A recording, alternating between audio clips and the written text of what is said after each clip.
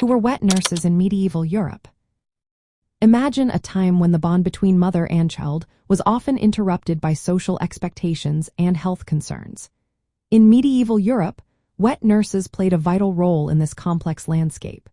These women were hired to breastfeed and care for infants who were not their own.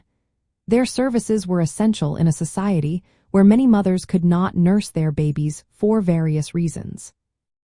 Wet nurses provided nourishment through their own breast milk, which was crucial for the survival and growth of infants during their early months.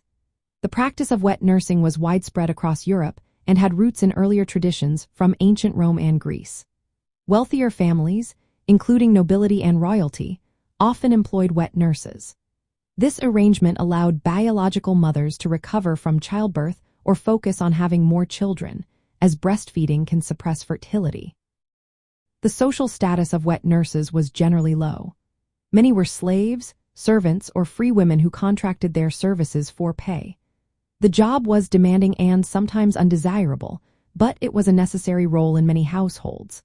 Contracts for wet nurses were common, outlining the duration and terms of nursing. These contracts often lasted from a few months to a year or more, depending on the child's needs and the family's circumstances.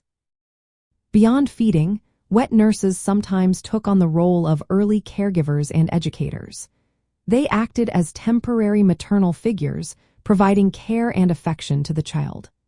While their importance was acknowledged, their position remained subordinate to that of the biological mother.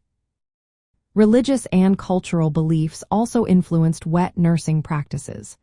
The church often encouraged women to abstain from sexual relations during the nursing period, believing that a woman's milk could be affected by such activities. This belief sometimes extended the time a wet nurse was needed. In poorer families, or when a mother was unable to nurse due to illness or death, wet nurses became vital for infant survival. Institutions like Foundling hospitals employed wet nurses to care for abandoned or orphaned infants, highlighting the importance of breast milk over other feeding methods. Wet nurses were an integral part of childhood and family life in medieval Europe.